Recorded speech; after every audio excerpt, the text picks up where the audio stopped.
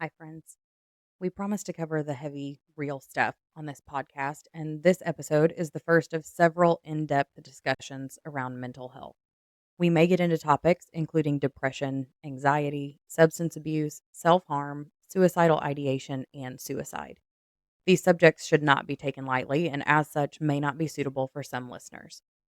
As a reminder, Kelsey and Kayla are not licensed mental health professionals, and the content contained in this episode should not be considered medical advice of any kind. For links to mental health resources that may be helpful, go to undomesticatedpod.com and visit our resources page. If you or a loved one are struggling or in crisis, immediate help is available by calling or texting 988 from anywhere in the U.S. 24/7, 365. Good morning, everybody. We are always excited to see you guys and hear from you, but we are especially excited today because we have our first expert guest on the podcast. And this expert guest is not only special and incredible in her own right, but she's very special to me because she is my cousin. Krysta Dancy is a licensed holistic trauma therapist. She specializes in birth trauma as well, and she is the CEO of Dancy Perinatal Counseling. So she offers counseling to women and providers, medical providers who have also experienced trauma in the workforce and during birth. She's warm, she's funny, she's very knowledgeable, and we're excited for you guys to hear. Yes, we are so pumped about this episode and all of the great insights Krista was able to offer. So much so, we are skipping right over an icebreaker this week because we wanted to keep as much of her interview in this episode as we could while staying within the time that we promised you guys. So put your big girl panties on because this one can get a little deep. Yep. And let's go, girls.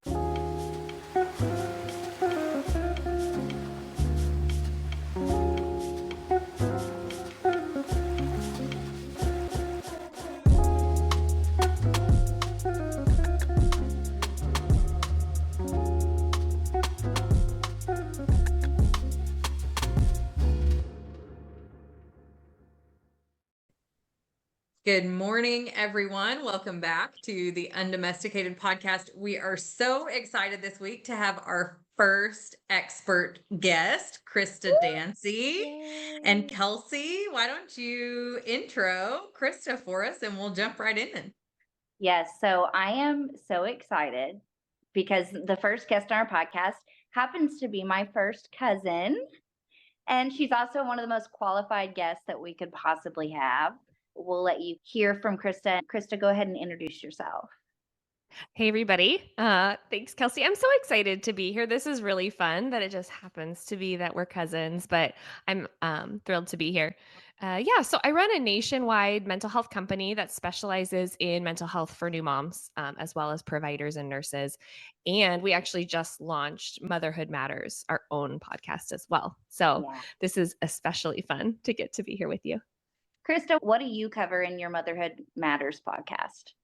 Well, yeah. So, just like the name suggests, we are covering all things related to motherhood from the mundane to mental health in particular. I have a wonderful staff of mental health experts who do all kinds of stuff. So, postpartum anxiety or struggling with infertility or adjusting for baby number two. We're just talking about all of it with therapist moms. So, you've got a little bit of expert and a little bit of just like fun, relatable mom conversation. So, Yeah.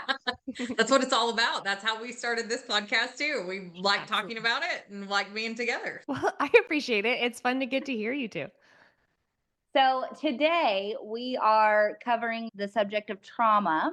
And we're kind of covering just like a general basis of trauma and what that looks like in the different areas of trauma and how it kind of manifests and takes hold of us.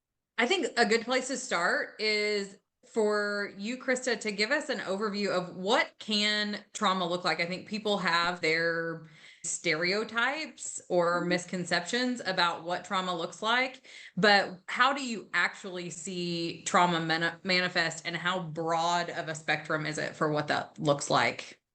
Yeah, such a good question. So I'm going to get just nerdy for like 1 minute, but I promise that it will make sense why I'm going there because my profession, mental health, has actually just had this huge evolution around the subject of trauma. And so if you don't know that, it can sometimes get confusing because it's almost like you're getting different stories about what trauma is or what PTSD is. But Hmm. what we have come to understand in more recent decades is that, well, the best way to understand it is that it's related to how your memory forms. So, for a bunch of nerdy reasons, I won't get into it.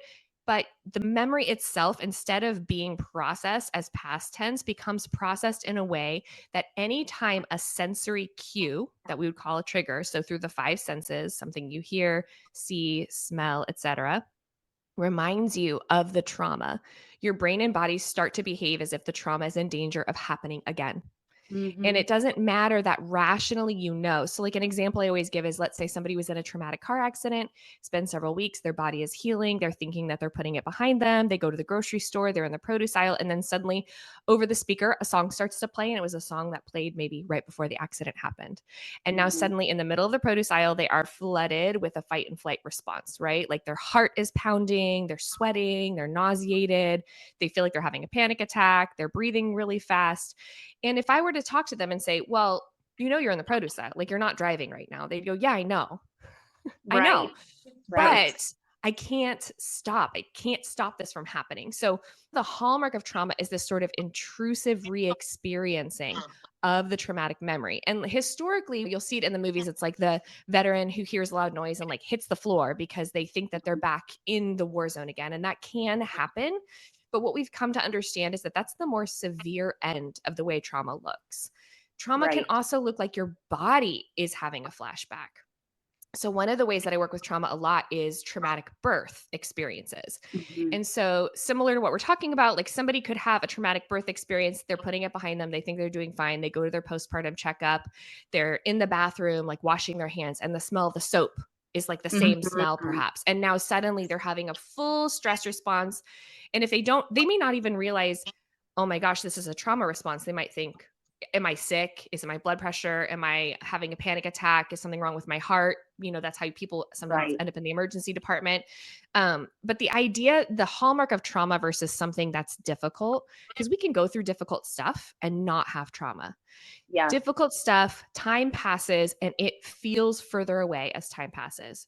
Trauma, we might get better at avoiding the triggers, but even 20 years later, 30 years later, if we truly have PTSD and something triggers it, like we have the same bodily reaction. It's this intrusive Mhm. reaction where I call it like somatic time travel. So, to answer your question of like, how does it show up?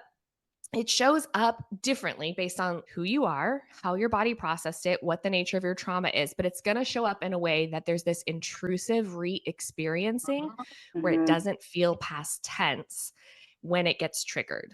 Does that make Yeah. sense? I have an example of that for someone to relate to it. So when I was in high school, my best friend passed away. And then, you deal with that and you don't think that 10, 15 years later it's going to come back up. But my other friend just passed away in November. But when she passed away, I dealt with that. And then a month later, my parents are traveling. I had this horrible panic, just this overwhelming panic attack, couldn't calm myself down, had to call my therapist. And my therapist said exactly what you said, is that I'm in a feeling flashback and it feels like something is happening that's out of my control and I can't prevent it. And I had to take a deep breath and remind myself where I am. And you're right, I knew that it wasn't happening, but my body couldn't calm down from that. So, Mhm. to ask you, Krista, what can we do to get out of that feeling? Yeah. So, in the short term, anything that you can do to regulate a fight and flight response is a good idea. My favorite go to hack that I tell everybody that I work currently with medical providers who have trauma. And so my go to hack when, they can't get in for a session is anything bilateral. And that means right, left, alternating Mhm. right, left. So there's a reason why going for a walk helps you clear your head. because it's alternating right left. There's a reason why REM sleep is processing. It's because our eye movement is right left. So one of the best hacks to help regulate for I will say 9 out of 10 people. 1 out of 10 hate it. If you hate it, don't do it. But 9 out of 10 people, just get some bilateral music any place you stream music. There's as much free bilateral music as you could ever want. Just find it, YouTube, Spotify, wherever, and listen to it in headphones. And what it is music that alternates right left. Very regulating when you're in those spaces. Really helps your brain to process what's going on and helps regulate emotion. So when you're in the middle of it, in the throes of it, the best you're going to do is like manage the symptoms at that point, right? Yeah. We need to manage the symptoms by managing the fight and flight response. There's things that I suggest like to treat it and make it stop doing that. But in that moment, that's what we're doing, is trying to manage the fight and flight response and help get you physically present where you are, because where you are physically is safe, but your Right. body's acting like it's not. It's interesting to hear you talk about the bilateral music, Krysta, because I struggle with some pretty severe anxiety on occasion. And I was doom scrolling social media one day at some point, trying to just kind of like Which is not like the disengage. best. Not the best if you have terrible anxiety. Right. Yeah. But I came across a video of bilateral music, and it said connect your headphones or like turn your phone sideways so that it's coming out of the two different speakers. And I was like, there's no way this works, whatever. And I turned it and I listened to it several times through, but it was really cool how it did, just sitting there and just listening to it go back and forth. And I closed my eyes and listened to it for a couple minutes, really did work. But it's neat to hear that that is an actual technique for working through those kinds of responses. Yeah, my favorite techniques for trauma include EMDR for therapy for trauma, EMDR and brain spotting. And both of those include something bilateral. It could be something you're visually looking at. It could be that you're holding tappers that in your hands that are buzzing right, left. It could be on your headphones, but they all include right, left, because we know that it's so helpful in that way. When I started therapy in high school, EMDR was not a super common thing. And now I feel like it's a lot more common. Can you expand on what EMDR is? Yeah, I'm a big fan of it. So, EMDR originally stood for eye movement desensitization and reprocessing. Now it's gone beyond eye movement. It's just that was the first bilateral discovery, was eye movement in the 90s by Francine Shapiro. She unfortunately passed a few years ago, but she left us this legacy. It's arguably the most researched trauma modality at this point, and that was her gift, was just to really go all in on researching it and having a body of like evidence for its use, which is why it went from sort of no one talking about it to everyone talking about it, because it became really hard to ignore at some point with all of the evidence. So basically it operates on this understanding of trauma that I'm talking about. So old therapy, I'm just going to tell you something that this comes with no shade from me, because I've been doing this long enough that the first 10 years of doing therapy as a therapist, I was doing it the old school way. We would treat trauma like we would treat other mental health issues. And so we would primarily talk about it, and then we would do symptom management. And this idea was like, if you talked about it and did symptom management, that it would resolve the trauma. And that just didn't pan out. My original work was with veterans who were combat veterans, and we would have these amazing sessions where we would talk about these horrible things they'd never told anybody. And they would get emotional. I would get emotional. It would be really heavy. They'd leave like so tired, and it would feel cathartic, right? Like, whoo, we got somewhere. I had my breakthrough. And then like 3 days later, they would have the exact same trauma response again. The trigger would trigger and they'd have the exact same response again. So frustrating for them and for me, right? So I initially found my way to EMDR because I started referring people out that were in my care to go get EMDR and come back. And I got to see them before and I got to see them after. I mean, like 5 weeks after. Like I would refer them out for a month and a half and they'd come back to me with that fixed. Wild. And I was like, okay, I got to go train. Like, this is too good. So it's something that is a really amazing gift, because after working in trauma work for a decade and loving and caring for my clients deeply and watching them suffer, to be able to do something that really alleviates that suffering just feels amazing. And my hope is that at some point it's going to be taught in grad schools. It's not being taught in grad schools currently, but it really needs to be. So you mentioned trauma being tied to memory and feeling like it's happening right now or it's at risk of happening right now. So, how can that show up? Maybe we have some listeners who are like, well, I don't remember experiencing any trauma. There was nothing in my childhood or in my past that stands out to me as being traumatic, but they've noticed that they have maybe these really unhealthy responses to certain things that happen. So, is it just that I've developed this unhealthy coping mechanism, or is it that I might be responding to trauma that maybe I've either repressed or I'm just refusing to dig into? Oh my Mhm. gosh. Okay, that's the $1,000,000 question. That's the question that is like, you have to go work with a clinician because it takes a little bit of untangling, Mhm. Okay. right? Since trauma, it's malformation of memory, right? But the symptoms are dysregulation of the nervous system. Well, that's also the symptom of anxiety. That's also the Mhm. symptom of depression. So, this overlap of dysregulation can come from a lot of causes. The people that I work with, like for instance, when I used to work with combat veterans, or then when I worked with moms who'd had traumatic births, and then now working with like the birth professionals who have traumatic experiences at work, like sometimes what can happen is people can be like, what is wrong with me? Because they're on high alert and it's causing all Mhm. these relational issues, Yeah. right? And it takes the expertise of somebody to go, well, let's rewind and let's talk about when it started and let's talk about when it gets worse for you. And let's talk about, right? The key to me, what I'm looking for is some element of that traumatic experience feeling current, feeling present tense in Mhm. some way. That's like what cues me in to go, okay, wait, hold on a second. Yeah. But there's other things that can also look like fight and flight that are related to, anxiety or other conditions. Yeah. To take trauma into a more specific arena for the majority of our listeners, do you see trauma being different or manifesting different in women than in men?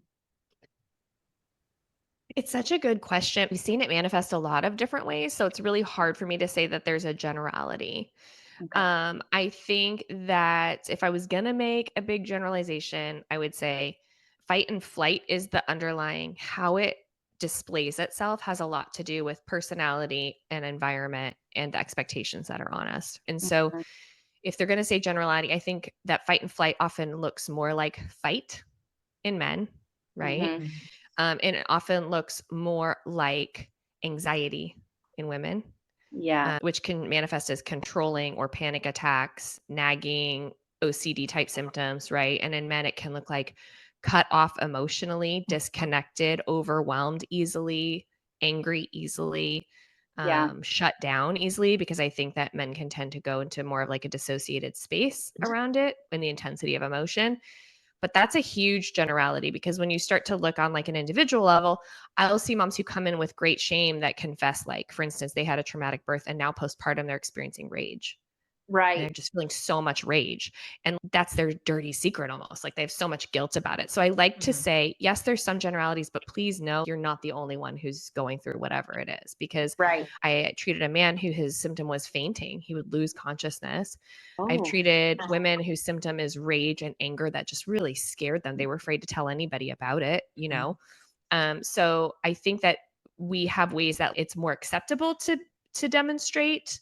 Um, but I've seen all manifestations across the board, if that makes sense. Yeah.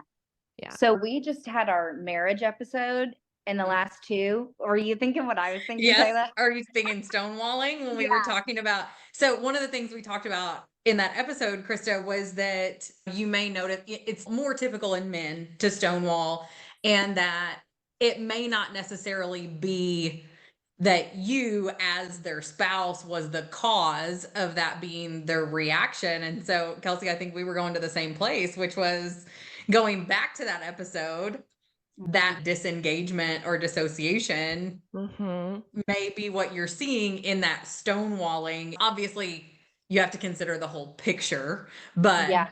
that may be one of the ways a man would demonstrate that, or that might come to the surface. Yeah, Yeah. for sure. And in John Gottman statistics, 86% of men stonewall. And what was fascinating about the stonewalling was that it raised their heart rate. Like once their Mhm. heart rate reached a certain point, they just shut out. Yep. Mhm. Yeah, that's right. And did you read the part where women don't have that same effect? Yes. Yeah. Mhm. Yeah, Yeah. because I'm so happy that you love them and have found them as useful Yeah. as I have. I love their work, such a gift. And they also are people who've done it over decades, so they have long-term research. So one of the things that they do is they have people spend a weekend together on the other side of one-way mirror in a vacation home, but they're being watched. And Oh, they have heart monitors on them. That's how they get this data. And I was yeah. thinking exactly what you brought up, Kelsey. So it's so funny that you brought it up because I want to say it's at 100 beats per minute. Fact I check think me on she this, said, but 102 or 100. Yeah. somewhere around there. Where they said Yeah. like at that point, if you are scanning of the brain, the male brain, the verbal centers will actually become compromised. They will have decreased blood flow once their heart rate's over a certain point. That effect is not true Right. Wow. for the female Yeah. brain. And so we can feel like you're shutting me out. And they're like, Right. I can't think and you're overwhelming me. Right. Yeah. Mhm. Yes. I Yeah. literally And cannot process. it's coming at me rapid fire right now. And I'm just like buffering. Yeah. And to that point, like when a couple goes through something traumatic together, which is where it came to the traumatic birth piece, is that sometimes what can happen is that in that postpartum period, which is hard enough on a couple anyway, Right. you add that she's having her trauma response. Back to your question about the different manifestations, her trauma response is more often looking like emotionally expressive, right? She's Mm. anxious. She may be talking about it obsessively. She's ruminating on the birth and postpartum and what could be done better and what should have been, coulda, woulda, shoulda, all that stuff. Yeah. And he's stoic and quiet and disconnected at a time that they're already feeling so much strain, as anybody who's had a child knows. And Right. so sometimes, like, the big learning is actually in front of each other, like, talk about the trauma itself, because it's a light bulb moment for each partner to realize the other person is having a trauma response, Yeah. right? Oh, I thought you didn't care. Like, Right. for her, it's like, I thought you didn't care what I was going through. And for him, it's like, I thought you just wouldn't let it go. And Yeah. actually, you're both having Mhm. a trauma response. So if we treat the Right. trauma, you're going to be able to come together. Oh, that's cool. What are things that happen if we don't resolve our trauma? What can Mm. that look like if trauma has gone unresolved? Mhm. Well, it depends. Because if the trauma is about something, let's use the car accident example. Sometimes you're fine. You just have quirks. Like, Yeah. you buy Yeah. a new car, you don't take left turns, you don't drive on the interstate, like whatever it is. You've got your quirks, Right. but mostly you're fine. And maybe when your kid gets their license, it comes up, but you like cope with it and move on, right? Mhm. But sometimes with the more severe trauma or with trauma that's not as easily avoided, you can't avoid the triggers because let's say it's interpersonal or it's Mhm. part of your work. What happens is one of two things. You either live your life in an increasing state of tightening, right? That fight and flight, Mhm. escalate, escalate, escalate, escalate, escalate. And or at some point you kind of tap out because you can't Right. live like that all the time. And you start doing things to try to fix that pain. And Mhm. then that's a whole other host of issues, right? That Mhm. might be numbing through substances. That might be numbing through impulsive behaviors. That might be dissociating. So you're not doing anything destructive outwardly, but you're withdrawing. And the people in the Right. closest relationships to you can feel that, right? So it's Yeah. indirectly destructive. For me, what's cool is that trauma now, with what we understand, is highly treatable. The Mhm. statistic for single incident trauma with EMDR is something like 83% cure rate in 3 sessions. That's so It's like cool. Wow. so cool. And so that's why, like, I'm passionate. I go around talking about it all the time. People are like, I don't know how you do it. It's so heavy. I'm like, because it's actually really good news because we know Yeah. what to do. And if you intervene early, you avoid all that downstream damage. For Mhm. people who haven't intervened early, you can still fix it. You can fix it 30 years later. I have with Yeah. clients, right? But then there's a process of I've healed the trauma response and now I have to heal the downstream. So, for Mhm. instance, maybe I've healed the childhood trauma that led me to drink compulsively, right? But now I have to fix the drinking part.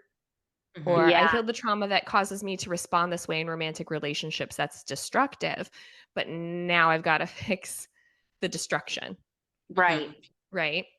So that's why earlier is always Absolutely. preferred, but it's never too late. That's really interesting. I hadn't thought about that you have more than just the trauma then to heal because Yeah. you may have caused more damage along the way by ignoring it. Or, I mean, I don't want to say ignoring it as in you were intentionally like, I don't care, I'm just going to No, go on a yeah. warpath. But I think there's also still a lot of stigma around therapy. Kelsey and I have talked about that. It does seem to be something that is changing, and you hear a lot more people talking about going to therapy and being open to the idea. But that's really been a recent development, at least from the outside looking in. And another thing, too, is maybe the misconceptions that we kind of touched on earlier about how trauma presents itself. But I think there are also misconceptions about what causes Mm, trauma. So a lot of people think of PTSD, war veterans, really Mhm. bad car accidents, sexual assaults, robberies, those kinds of things that are big life altering events. But what are some of the things that in your experience you think people might be surprised Mhm. that actually could cause trauma and cause these effects, but they're not something that most people might think of as like this big life altering thing? yeah, this is the part that's really interesting about trauma because I agree. I think that to the point, like to the degree that we've accepted trauma anyway, because there's still so much stigma, right? We think Mhm. it's only these big things. But the truth is, I mean, if you look at, for instance, we have really good research around the people who survived the Twin Towers on September 11th. Yeah. And 85% of them did not go on to have PTSD. Why? So yeah. So why is like a whole class, a literal class that I teach. Why? Like, Yeah. what is it that helps people not have it? Meanwhile, two people can go through the exact same experience, and one of them goes, "Oh, that sucked," and the other one has flashbacks, can't sleep, and all the rest. And Mhm. so the old way of thinking was like, "Oh, well, those people aren't tough enough." Right? That's Mhm. not Right. true. I literally worked with special forces. Like, Yeah. you're Right. not gonna find a tougher group of people who were Mhm. more pissed off that they were dealing with mental Yeah. health, right? Sure. So, what it actually has to do with, it's a nerdy bunch of things having to do with the parts of your brain and the hormones, whatever. The best way to say it is, did your nervous system get what it needed to process the enormity of the event? Mm. What did you come to the event with, right? Mhm. Things like previous history of untreated trauma make you more vulnerable to trauma. So, actually, the sad irony is the people who resist treatment and don't heal previous trauma, therefore, are more vulnerable to layers of other trauma because your nervous system is already overtaxed. Right. So, what are you bringing to the experience? Are you well rested? Are you well fed? Are you otherwise feeling pretty stable? Are you well resourced? Is your nervous system healthy?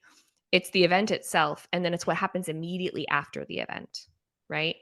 Did you get support that you needed? Were you able to return to safety? How did the people around you respond? And so I would bet money, there's no way to run this experiment, that the same person could go through hypothetically the same experience on two Mhm. different days and one day have trauma and one day not. So, what it Yeah. actually has to do with is whether your nervous system got what it needed to process the memory correctly or if it didn't. Does that make sense? Fascinating.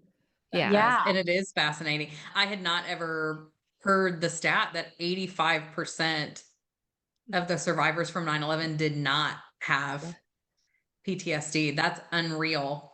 And that's not, and obviously that's not saying they were fine about what happened. Right, They right. Right. weren't. But the Mhm, difference is time heals all wounds. Like over mhm, time, it started to feel past tense where mhm. trauma doesn't. So we learned some things from that. Like, for instance, do you remember the videos of the people walking across the bridge away from the Twin Towers collapse? Yeah.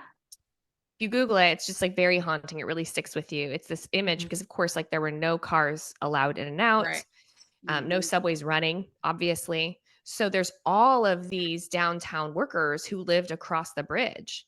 And so Yeah. there's this video of them silently covered in ash, some of Yep. them wounded, carrying their Mhm, briefcases, some of just like walking across the bridge in their work clothes, just covered in ash, just silent. It was just very mhm. haunting, just thousands of people Yeah. doing this. Right. Yeah. Well, what we found is that the people who walked across the bridge, remember that's bilateral. The people who Mhm, walked across the bridge went home had very low rates of PTSD. Very low rates of Wow. mm, PTSD. And what we found is that the people who had the higher rates of PTSD are people who, and this is true in other examples as well, people who are like unable to take action, Mhm. either because they're physiologically restrained or because they're restrained by circumstance. Right. right? So Mhm. when you are in the face of something really difficult, but you are able to physically move to get to safety, and Mhm. then you're Mhm. able to get to safety and you're able to down regulate, okay, I'm safe now. Mhm. Right. You're going to fare a lot better than if you can't do that within a reasonable time frame. Right? Yeah. So if you're exposed repeatedly to the lack of safety, you can't get safe, you can't act against it. That is Mm. going to fry your nervous system, right?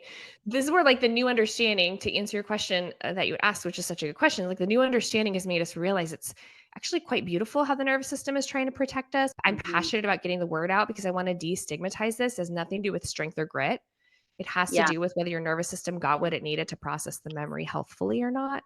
Yeah. Mhm. I have got to tell my sister about this because it probably shouldn't be funny. It's like the running joke in our family that anything that happens that could be considered traumatic, Megan just freezes. But for example, my dad had a weird reaction a few years ago, Oh. and it turned out to be like a massive anxiety attack or something similar. And so I immediately get down there and I'm trying to, figure out what I need to do, if I need to go ahead and do CPR. Megan is sitting there and she just sat in a corner and was crying. And now she's dealing with a lot of very intense anxiety that she didn't have before, because there have been multiple situations where she just has been unable to react. Mhm. So it makes sense why now, as she's growing up and figuring things out regarding her mental health, she's kind of riddled with anxiety, because in those situations that she's been in, she is not a reactor. Mhm. Yeah, and that's such a good example of the way that we kind of bring wiring. So people don't always know it. We say fight and flight for shorthand, but what it's been extended to is fight, flight, faint, freeze, or fawn.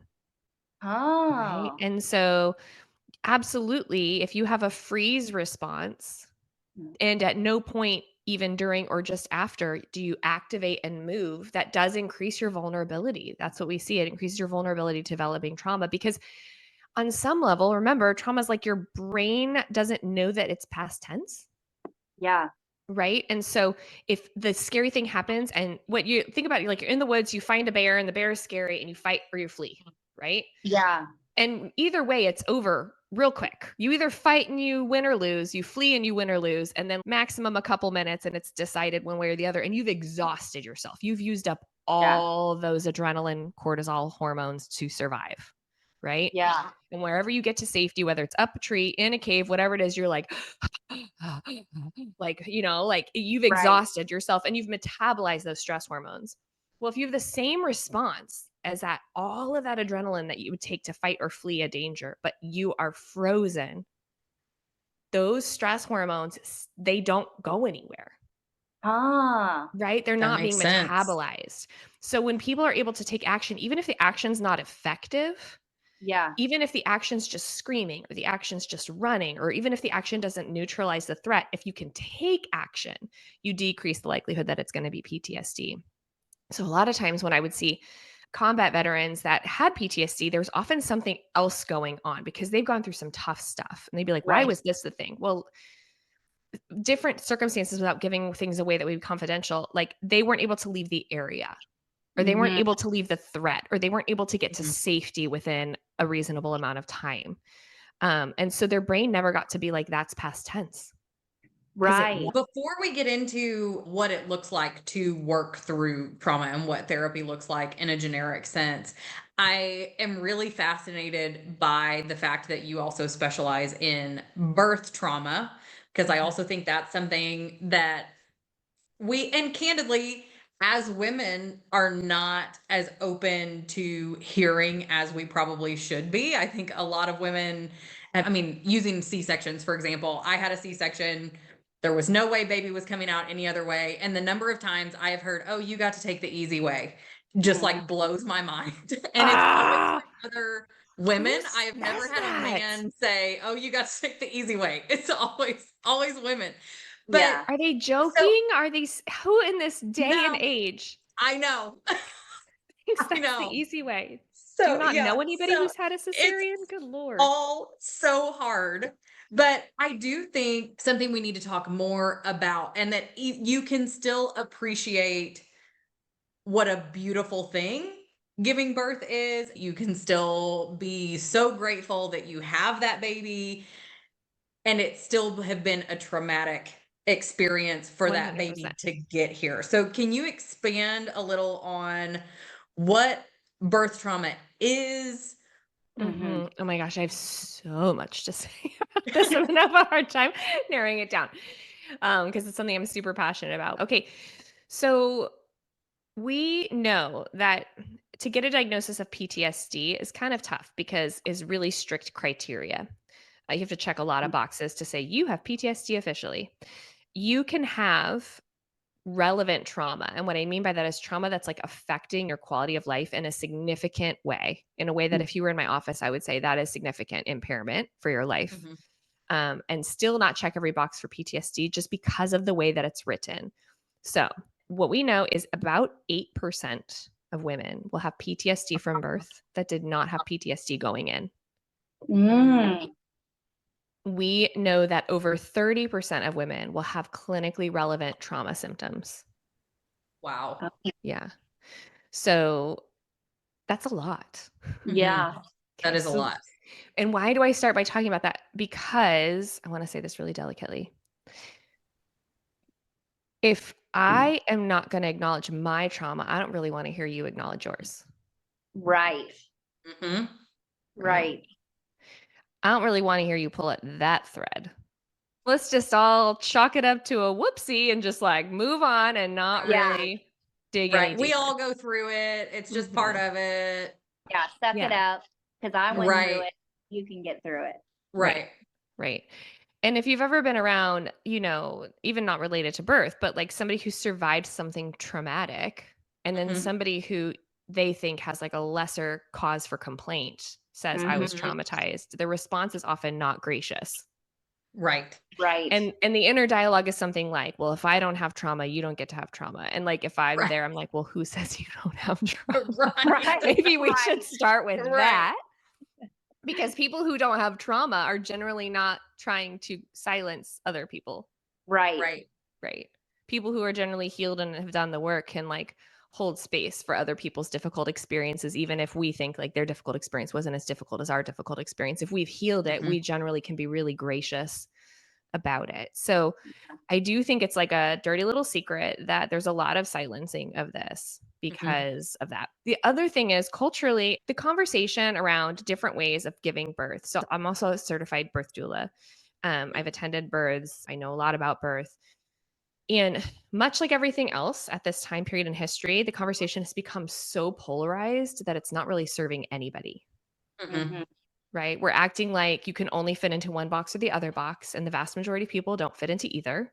And Right. so, if I tried to give birth one way and it was traumatic for me, then that somehow is like a win for some side, or that somehow is like criticism of another side. And so, it just becomes so burdened that I think it's really hard. And when we're around other people who've given birth, we should be able to fall into their arms and have them say, I know it's so Yeah. hard. Right. Yeah. But Mhm. instead, that's often the least safe space.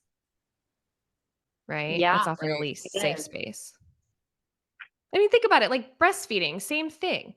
Oh yeah. Like we should most be able to around other moms who have tried to breastfeed or whatever it is, if we're having difficulties, we should most be able to be around other people who've experienced that and have them be like, I know it's so hard. Mhm. Yeah. You're doing amazing and we're and so proud of your effort, whatever the outcome is, and Mhm. good for you. And Right. that should be the most cheerleading, and it's often the least safe place to Yeah. say Yes. I'm struggling. Even, and I'm using a mom group as an example, but when a mom posts about supplementing, say she's panicked about her newborn not getting enough because her milk hasn't dropped and she's panicked and she wants to supplement, the responses are, no, don't ever use formula. You just need to try Yeah. harder when you're breastfeeding. You need to not worry about that. Or you need to just go full formula because if he's crying, then you don't have a You're a terrible supply. mother starving your Yeah. child. Yeah. Right. Yeah.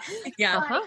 And it should just be like, you are really scared right now, and that's Mhm. normal. And I'm sorry, and this sucks. And I'll be over Right. there in a few minutes, and we can kind of work through this together.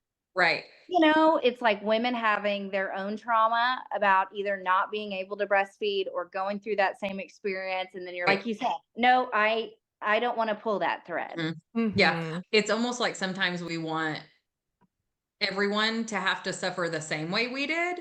So, like, Yeah. anyone who has breastfed for any amount of time knows it's not a walk in the park, and there are some serious challenges that go along with it. This is a sweeping generalization, but it is almost like, especially in some of those groups, no, if I had to struggle through it, then you should have to struggle through it. We could have done a whole second episode on Oh, don't Oh, even get me you're right. started. mom Because, competition.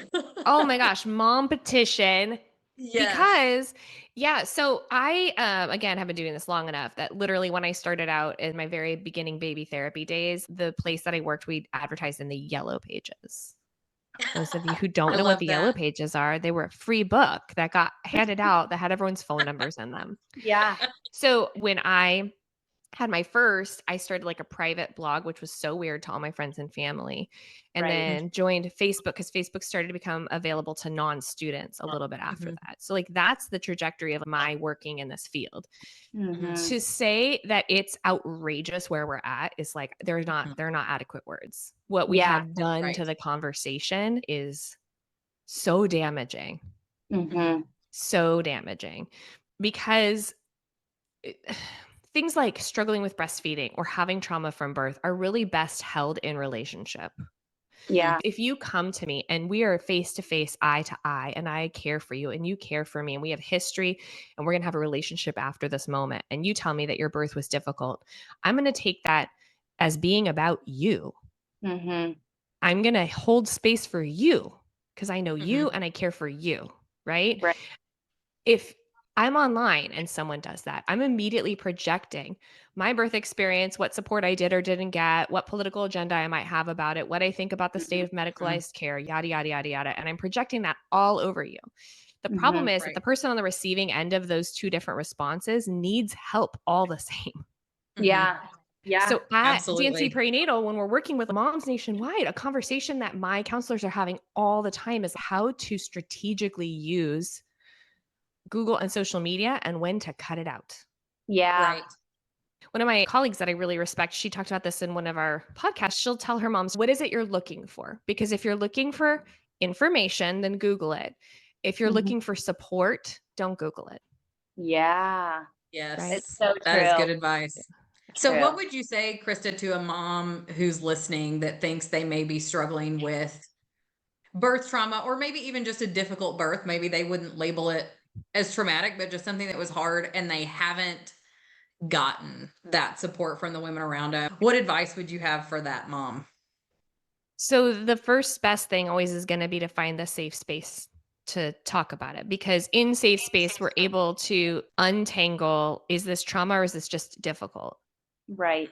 Right? Because in a safe space, if I talk about it and it was difficult, it will start to heal as I talk Mhm. about it. Mhm. And in safe space, if I talk about it and it doesn't heal and I kind of fall down the rabbit hole of repetitively thinking about it and feeling flooded by it and all the rest, then like, Mhm. okay, it's probably trauma and I need to get treatment. So the safe space thing is really important. I do have an online free Facebook group. I think that can help people, and we can Yeah. link to that. It's really hard to Yes. find if it's hard to find. Like, hopefully, you have one person in your life, right? Yeah. Yes. Stay out of online spaces unless you, Mhm. have no other option. Make eye contact with somebody, talk about it, Mhm. Mhm. right? Um, and if you find that talking about it is making it feel better over time, then fair game, keep going. But if you Right. find that talking about it is flooding you with flashbacks and making and wrecking your day and making it hard to move on with your day, and then you feel just as bad about it 5 days later, then at that point I would say seek treatment, because if you get treatment from a trauma competent therapist, it's very quick, especially the sooner the better. If Mhm. you do have access to trauma competent therapists, Mhm. and what I mean by that is therapists who understand what I'm talking about, which is this nervous system memory piece. They're not just going to have you talk about it, talk about it, talk about it, talk about Right. it. They're going to Yeah. do something to help you reprocess the memory and to regulate your nervous system. If you're working with them, you should start to feel relief in a matter of a few appointments. Yeah. So it's kind of a low risk because Mhm. you try it a few times, and if you're not feeling better, then that wasn't the right call. But if you Right. are feeling better, then yay, because you should Right. be Right. feeling improvement pretty quickly. Awesome. So let's say that a woman goes, okay, I do have trauma. I need to seek treatment. What specifically should she be looking for when she's Googling therapists or looking for a therapist? What questions should she ask? Yeah, really good question. So I'm a big fan of EMDR. You can go to EMDRIA and find therapists who are certified. The certification process takes a long time and is very expensive. Not every therapist goes through it, but they can still be trained in EMDR. So if you don't find somebody near you there, don't fear. Just go to trusty Google, EMDR, therapist near me, EMDR, your hometown, EMDR, whatever you Right. need. That's my first line. Now, because it's really expensive to get trained in EMDR, they often have a wait list. It's often difficult to access. If you're able to access it, which is becoming more and more true as it is catching on everywhere, then Yeah. do it, right? Mhm. If not, other options would be things like brain spotting is another phrase that I would look for. Somatic experiencing.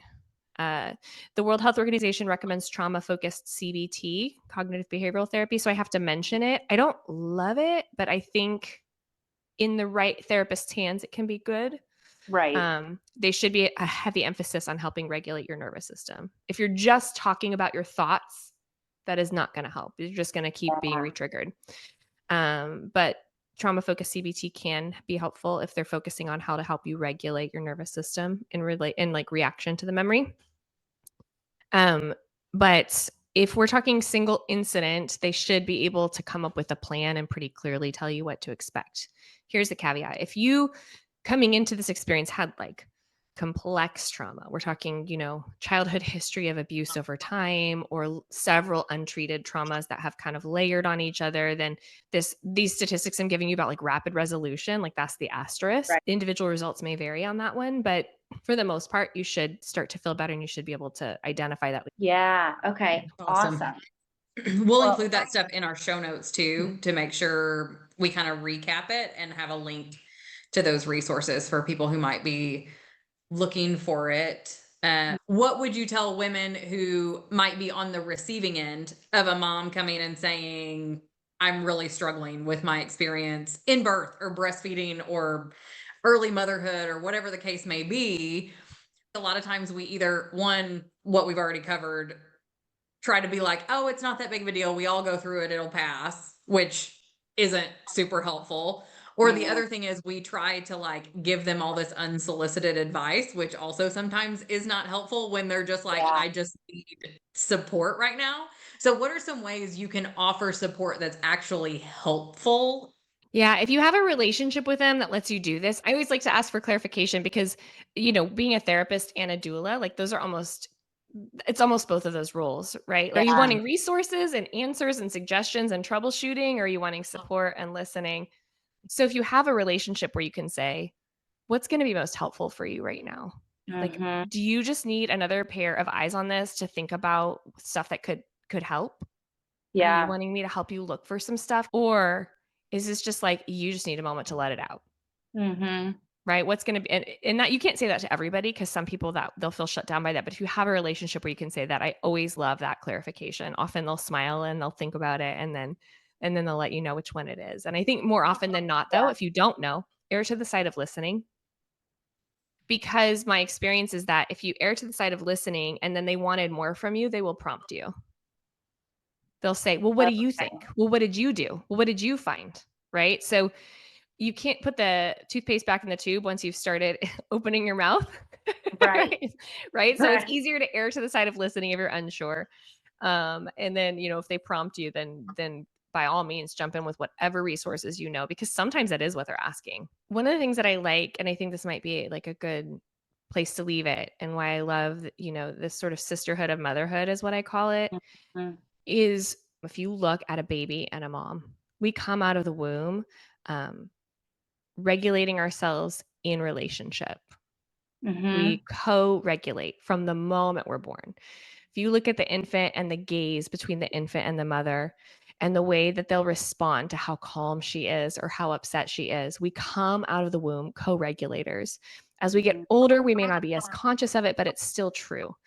And so if somebody comes to you in a state of dysregulation, a state of upset, really and truly on a very scientific level, when you listen to them and hold space with them empathetically, what Yeah. you're doing is co-regulating. And what that means is their nervous system is all distressed in relationship to the thing they're sharing with you. Mm. But you're not. It's not yours, right? It's Right. theirs. So your ability to slow your breath, to keep an empathetic eye contact, to perceive it calmly is actually something that on a very real level we can measure is contagious to that person. And they get the chance to hitch a ride on your nervous system as they're telling their story.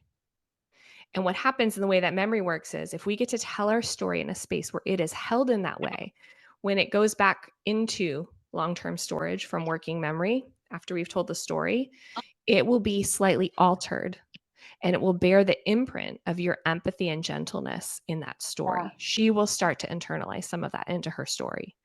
So when you feel like, how can I even help? This is so overwhelming. Your empathetic listening, especially in the early days, is literally a gift rewiring her to be able to be more present, more calm, and more grounded, right? And it's a gift that she can give forward to the next person too. Oh, I love that. Yeah. Me too. Krysta, thank you so much for talking with us. This was one of the most fascinating conversations I've had, and also an amazing ability to use a free therapist for all of our questions. But as you all know from listening and from experiencing trauma yourself, this is a heavy topic. Most of the time, you walk away from discussing trauma or feeling trauma exhausted. And so, one thing we like to do at the end of our episodes is create a bit of a palate cleanser. And we mean that literally because this is wine and wine. And we're going to get into that. But first, it's wine and wine, baby. Play that jingle.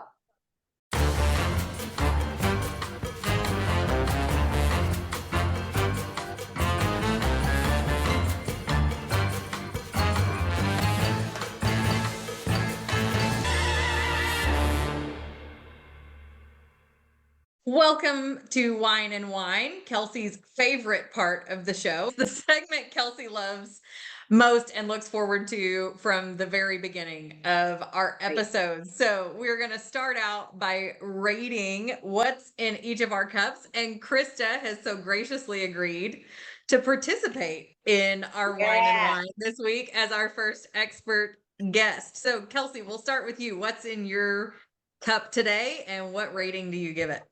Okay, so mine, this is my favorite Riesling. If you like a Riesling, it's called Kung Fu Girl. And I also feel like it's fitting because she's just kind of a badass. And anyway, it's good. It's semi-sweet. It's not like a Moscato or something. It doesn't give me a headache the next day. And it's just my favorite. So I always give this one like a 9 out of 10. Right, Krysta, what's in your glass today? Well, it took me a minute to actually read it. So, Oh, it's kind of cryptic looking, isn't it? It looks like that. So the Prisoner Wine Company, it's a cab, but it has a lot of other letters on it. Yeah.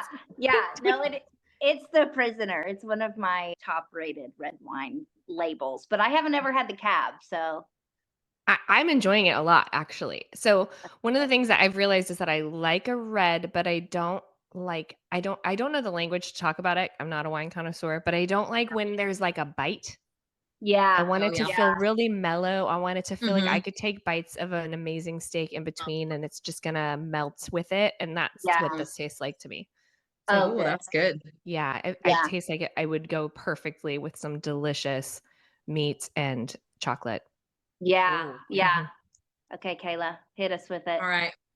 I'm on the energy drink train because we'll get into it in my wine, but I've been up since like 4 a.m. So I went the energy drink route today. But this is the Alani New Energy and it's the flavor Cosmic Stardust. And it's what does Cosmic Stardust taste like? Yeah. Great question. Is it grape? Kind of like a berry flavor. I was trying to see if there's even anything that tells, there's no telling what we'll get hate mail for all artificial flavors and colors, I'm sure, but it just says natural flavor. That's always a good sign. It's a better flavor than like a Red Bull or a Yeah. Monster to me. It's kind of more of a fruity kind of energy drink, but I would give it a 7 out of 10. It's my go-to energy drink for sure. It does give you a little pick me up. So, I've got an energy drink for a reason. I've been up since 4 a.m. My dog was doing the thing where she would pace back and forth to the door and whine and whine. And Mm-mm. 2 nights ago, it was that sound that we all know if you have a dog, that they're like, you get 3 heaves before they throw Mhm. something up. And so you're like sprinting out of bed at lightning speed to try to Yeah. get there Yeah. and get them off of anything carpet or fabric. But this morning, it was just that she was sick. She has eaten something. She's been drinking our saltwater pool water. There's no telling what it is that made her sick. But my wine today is really that sound that they make before they get sick, because it's such a distinct sound and there is nothing that startles you awake other than maybe your toddler being like face to face with you in the middle of the night and scaring you half to death, that Yeah. will make you jump out of bed, and then you like your heart is racing, you're like trying to calm back down. It's impossible to fall back asleep. So this morning, by the time I got done cleaning up the mess, it was like 4:30, quarter to 5. I was like, if I go back to bed, one, it's going to take me an hour to even turn my brain back off and get my heart rate and blood pressure back to normal. Yeah. And so I Yeah. just made a cup of coffee and sat around. I ended up going for a walk because I had all kinds of time. Nobody was up, Yeah. but I have been dragging today. And it's just one of those miserable things that when a pet gets sick, especially when it's right at that critical hour where it's like, it's too early to really be up, but it's too late to go back to bed, just makes Yeah. for a miserable start to the day. This is where we differ because I would immediately be able to fall back asleep. And I would sleep until like 11 o'clock. Oh no. So what Okay. about you, Kelsey? What's got the bunnies in a bunch this week? Yeah. Yeah. So for anyone that's my friend on Facebook, I posted about this and had like over 100 reactions to this. So I was at a stoplight and the light immediately turned green. And so the person behind me honked at me the second it turned green. So I posted a Facebook status that was like, currently sitting at the stoplight because someone honked at me as soon as it turned green, and I'll be here all day. Kayla was I like, remember that status. yeah, Kayla was like, I'll bring you lunch. Like, there's just nothing that's going to make me absolutely stop at the stoplight and commit the rest of my day to being there than you honking at me the second it turns green. Like, Okay, but I have to know, did you really stay at the stoplight? I stayed until it turned green the next time, Oh, you sat the whole time. the whole time. You just held them captive. I did. Yeah. Was there any interaction between you and them, or was it all I mean, behind? they were flipping me off and yelling, but I was just like, lock the door. I'm gonna be here until until this light turns green. It's the principle.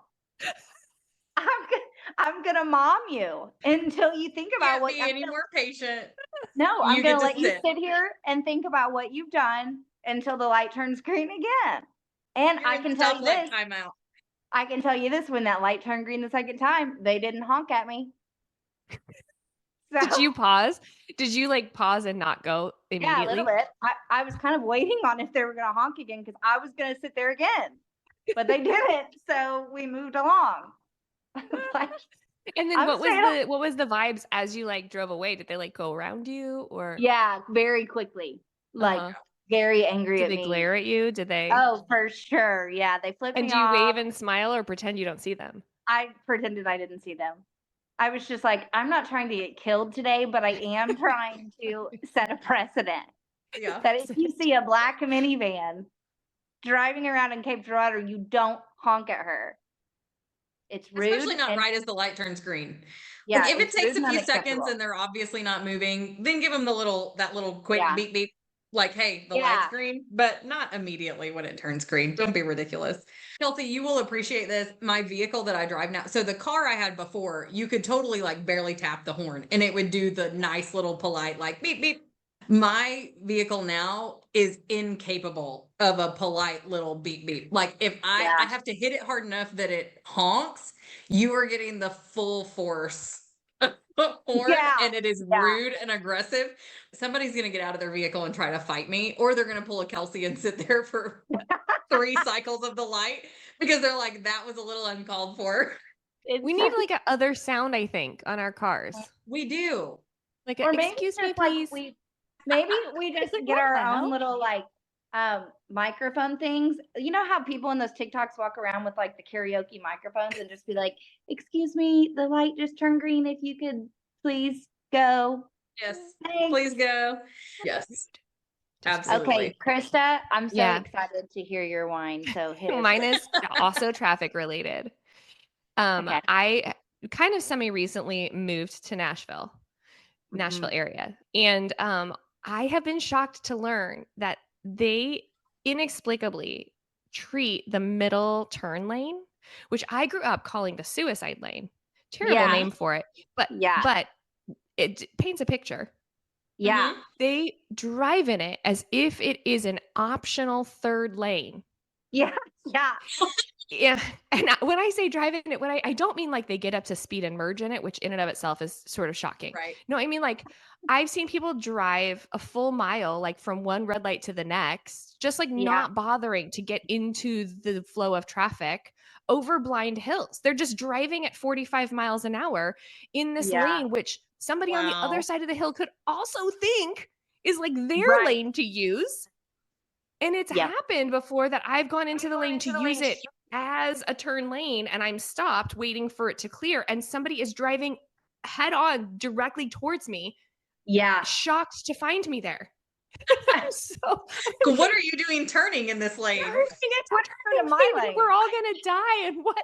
See me, please stop. You're coming at me real aggressive. So that's my beef. Turning lanes are not that is for driving. definitely a thing here. And they do it there too? Oh yeah. Yeah. Especially if it's like a short distance between one stoplight and the next. People will totally, they're like, well, I'm turning at the next light anyway, so I'll just drive the rest of the way. Somebody might need to turn in that lane coming towards you. Oh yeah. Right. Sir? Or it's like, ma'am? Or it's like if you're trying to get through on a busy intersection and the 2 lanes are already full, then you just hop in the turning lane and you can go a little bit in the turning lane until you can get over to the open flow of traffic. Yeah. I think here we see it more as like the merge lane. Like if you're turning across traffic, they use it to drive instead of pulling out and stopping and then getting off waiting into for the your flow of turn. traffic where they can. No, they drive along in it until they can merge in, which is also stresses me out because then if I'm just driving minding my business and you decided to do that alongside me, I'm like, what exactly is my responsibility here? I feel like what am I supposed to do? What do you want from me right now? I guess I'm letting you in, but where are you going? I can't even read the car body language right now. Right. I know. That's such a therapist response. I can't read the car body language right now. Yes. Yeah. It's so I was true. just sitting here thinking next week or next time we have Krysta on, we can get into why Kelsey and Kayla have such road rage and what the underlying causes. Yeah. Oh, I do. I have things to say about that. Okay. I've gotten a lot better. The majority. Okay, wait, Krysta, I have the funniest story to tell you about our grandfather.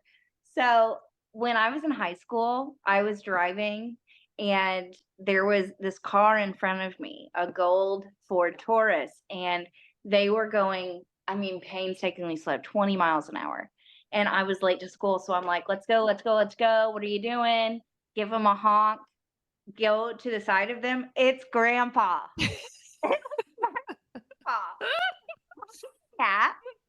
And I felt so guilty. Of course, he can't hear. He hasn't been able to hear since he was he's passed away now, but he hadn't been able to hear for multiple years. And he's literally driving there with the biggest smile on his face. No idea that I just honked at him and was like, what are you doing? And I felt so guilty. I know I think we have gotten to the root experience of why Kelsey won't honk at anybody under any Yes. There we go. circumstances. It could be somebody she knows. What if it's Grandpa? Yeah. Grandpa. Oh, it's so true. I felt Oh, so man. bad. Yeah. My But road yeah. rage has gotten a lot better since Levi got old enough to repeat things that are said during road rage. Like the day that we were behind somebody in a drive-through line and he screamed while the windows were down, I might add. Oh, what the heck are you doing? Yeah. The day I was like, okay, that was a mild repeat of some of the things I've said. So maybe it's time to start being careful what I'm doing while we're driving. Oh man. Well, thank you, Krysta, so much for coming on. And thank you for whining and whining with us. It sometimes it adds a more human characteristic to a therapist that they also whine sometimes. Yes. And We all have it's- things to whine about. It's Yeah. important to do for sure. Yes. Yeah. You gotta let heard it out, the right? therapist, ladies. Mhm. A Yes. therapist said it's important to whine, so we're gonna keep bringing this to you. Krysta, we so appreciate you coming on. We definitely will be asking you to come back because we just barely scratched the surface today on all of the awesome things we could talk about with you. But you mentioned at the beginning you also have a podcast, and give us do. another plug for your podcast so our listeners can go tune into yours as well. Awesome. Mhm. Yeah, you can find me online. I'm on Instagram and Facebook, and our new podcast, Motherhood Matters, can be found any place you find your podcasts. Awesome. Well, again, we appreciate you. For our listeners, we will include a link to Krysta's website, some other resources that she mentioned as we were talking to her today in our show notes. So you can find those and Krysta as well as her social media pages. And we will see all of you again next week on Wednesday at 5 a.m. Central for our next episode. Thanks, everybody. Bye, Bye, guys. guys. Bye. Okay, All that right. was good. As a reminder, all opinions and views shared on the show are solely those of Kelsey and Kayla and do not represent opinions or values of the organizations we work for or represent, our filming locations, our guests, or the family and friends in our lives. Artwork for the Undomesticated podcast was created by Megan Justice. The Undomesticated theme music is Beach Day in Boston by Sarah the Instrumentalist, and the theme for Wine and Wine is Follow Every Move by Radio Night. The Undomesticated podcast is produced, edited, and published by Undomesticated LLC. For more information about the podcast and your hosts, visit www.undomesticatedpod.com.